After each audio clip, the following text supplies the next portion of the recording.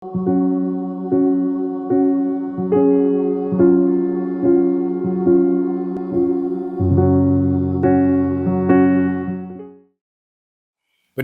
உங்கள் யாவருக்கும் ஆண்டவராகிய இயேசு கிறிஸ்து நாமத்தில் அன்பு வாழ்த்தலை தெரிவித்துக் கொள்கிறேன்.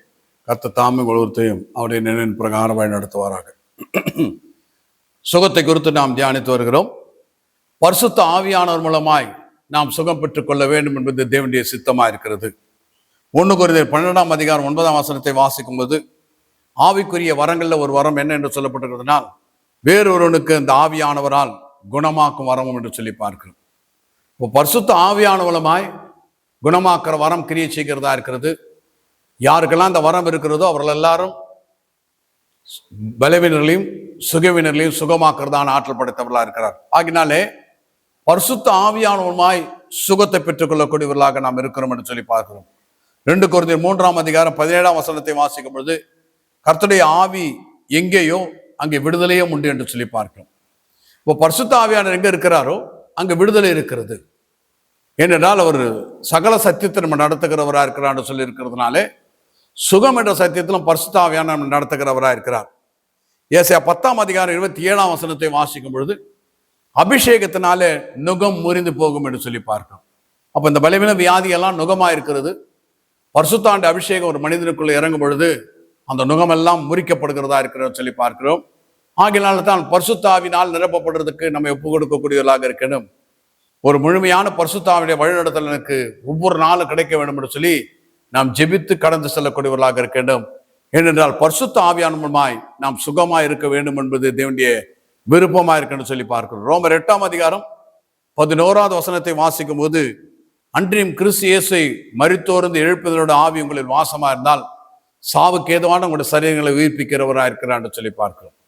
இப்போ பரிசுத்த ஆவியானவர் உங்களுக்குள்ள வரும் பொழுது விடுதலை அளிக்கிறவராக இருக்கிறார், சுகம் அளிக்கிறவராக இருக்கிறார். என்ன பலவீனமா இருந்தாலும், என்ன வியாதியா இருந்தாலும் சுகம் அளிக்கிறவராக இருக்கிறார். ஆகினால நீங்க ஒருவேளை பரிசுத்தாய் பெறாதவர்களாக இருப்பீன்னு சொன்னால், பரிசுத்தாய் பெற்றுக்கொள்வதற்கு வாஞ்சிக்க.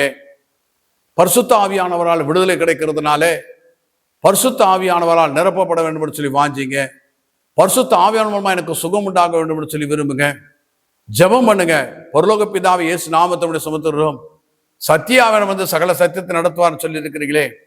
இந்த சுகமும் ஆரோக்கியம் என்ற சத்தியத்துல பரிசுத்த ஆவியானவர் நடத்தும்படிக்கு கர்த்தராகிய இயேசு கிறிஸ்து நாமத்தில் ஜெபிக்கிற பிதாவின்னு சொல்லி ஜெபிக்க ஆரம்பிங்கள். ஏனென்றால் பரிசுத்த ஆவியானவர் மூலமாய் நாம் சுகம் பெற்றுக்கொள்ளக்கூடியவர்களாக இருக்கிறோம். நாம் சுகம் பெறுவதற்கு இதுவும் ஒரு வழிமுறையா இருக்கிறது. பரிசுத்த ஆவியானவரால் நாம் சுகமாக்கப்படுவர்களாக இருக்கிறோம். அடுத்ததாக இயேசு கிறிஸ்து நாமத்தினாலே சுகம் நமக்கு கிடைக்கிறதா இருக்கிறது. அப்போஸ்தலர் 3:1-10 வாசிக்கும் போது, பேதுரு யோவானும் பிறவி சப்பானியா இருந்ததான மனிதனை பார்த்து, வெள்ளியும் பொண்ணும் எங்களிடத்தில் இல்லை, எங்களிடத்தில் இருக்கிறது உனக்கு கொடுக்கிறோம் என்று சொல்லி நசரேயனாகிய இயேசு கிறிஸ்து நாமத்தில் எழுந்து நட என்று சொன்ன உடனே அந்த சப்பானி எழுந்து குதித்து எழுந்து நடக்க ஆரம்பிக்கிறான் என்று சொல்லி பார்க்கிறோம்.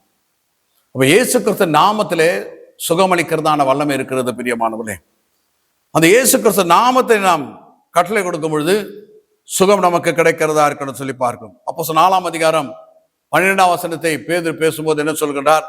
வானத்தின் கீழே பூமியின் மீது எங்கும் மனிதர்களுக்குள்ளே ரட்சிக்கப்படுகிறதுக்கு இயேசு கிறிஸ்து நாமமே இல்லாமல் வேறொரு நாமம் கட்டளையிடப்படவில்லை என்று சொல்லி பார்க்கிறோம். இப்போ நம்ம எல்லாம் சுகமா இருக்கிறதுக்கு இயேசு கிறிஸ்துவின் நாமம் நமக்கு கொடுக்கப்பட்டதா இருக்கிறது. அப்ப இயேசு கிறிஸ்து நாமத்திலே சுகம் உண்டாக கடவுது என்று சொன்னவுடனே சுகம் கிடைக்கிறதா இருக்கிறது. இயேசு கிறிஸ்து நாமத்திலே இந்த பலவீனத்திலிருந்து, இந்த வியாதியிலிருந்தும் விடுதலை ஆக்கிறேன் என்று சொல்லும் பொழுது விடுதலை உண்டாக்குறதா இருக்கிறது.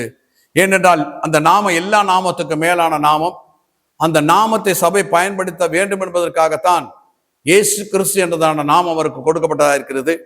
அப்போ அந்த இயேசு கிறிஸ்து நாமத்தை நம்முடைய வாழ்க்கையில பயன்படுத்த வேண்டும். இயேசு கிறிஸ்து நாமத்திலே மற்ற யாருக்காகிலும் ஜெபிக்கும் பொழுது சுகத்துக்காக இயேசு கிறிஸ்து நாமத்தை இந்த பலவீனத்திலிருந்து விடுதலை ஆக்குறேன்னு சொல்லி விடுதலை ஆக்குங்க. இயேசு கிறிஸ்து நாமத்துல நீங்களே உங்க தலைமையில வச்சு இயேசு கிறிஸ்து நாமத்துல எல்லா பலவீன வியாதியை விட்டு நீங்கட்டும் என்று சொல்லி கட்டளை கொடுங்க. நீங்க என்ன விசுவாசிக்கிறீங்களோ அதை பெற்றுக்கொள்ளக்கூடியவர்களாக இருக்கிறீங்க. ஏனென்றால் இயேசு கிறிஸ்துவின் நாமத்துக்கு அவ்வளவு வல்லம் இருக்கிறது. ஆகியத்தான் இயேசு சொல்வார், வானத்திலும் பூமியிலும் சகல அதிகாரம் எனக்கு கொடுக்கப்பட்டிருக்கிறது சொல்கின்றார். அப்போ அவருக்கு தான் எல்லா அதிகாரமும் கொடுக்கப்பட்டிருக்கிறது. ஆகினால் அவருடைய நாமத்தில் அவ்வளவு வல்லமை இருக்கிறதுனால அந்த நாமத்தை நம்முடைய வாழ்க்கையில பயன்படுத்துவோம். சுகத்தையும் ஆரோக்கியத்தை பெற்றுக்கொள்வோம்.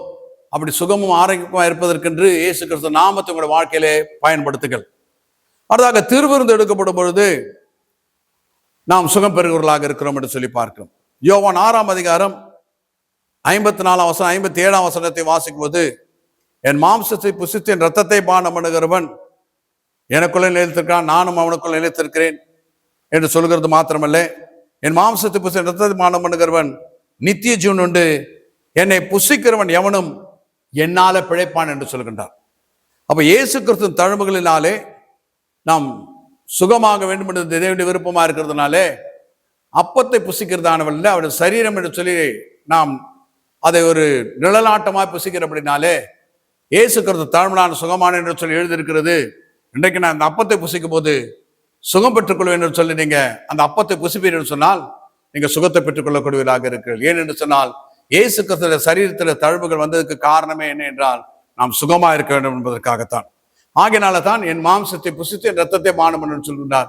அப்ப இயேசு கிறிஸ்துடைய மாம்சம் என்று சொல்கிற அந்த அப்பத்தை தான் நாம் குறிக்கிறோம். அந்த அப்பத்தை புசிக்கும் போது நான் இயேசு கிறிஸ்து தாழ்மையான என்று சொல்லி சுகமானேன் என்று சொல்லி எழுதியிருக்கிறது.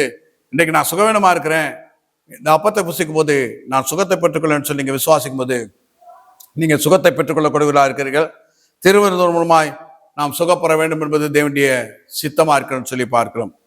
அடுத்தாக கர்த்தருடைய நாமத்தில் எண்ணெய் பூசி நாம் சுகம் பெற்றுக்கொள்ளக்கூடியவர்களாக இருக்கிறோம். யாக்கோபு 5ஆம் அதிகாரம் 14-15 வசனங்களை வாசிக்கும் போது, உங்களில் ஒரு வியாதிப்பட்டால் சபையின் மூப்பரை வரவேற்பானுங்க, அவர் கர்த்தருடைய நாமத்தில் எண்ணெய் பூசும் போது அவனுக்கு சுகம் உண்டாகும் என்று சொல்லி பார்க்கிறோம்.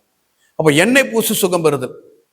நீங்க பலவீனமா வியாதியா இருக்கிறீங்கன்னு சொன்னா உங்களுடைய சபை மூப்பொருளையும் பாஸ்டரையும் யாரையாவது அழைத்து எனக்கு எண்ணெய் பூசி ஜெபம் பண்ணுங்கன்னு சொல்லும்போது அவங்க எண்ணெய் பூசி விசுவாசத்தோடு ஜெபிக்கும் போது நீங்க சுகத்தை பெற்றுக்கொள்ளக்கூடியவராக இருக்கிறீர்கள்.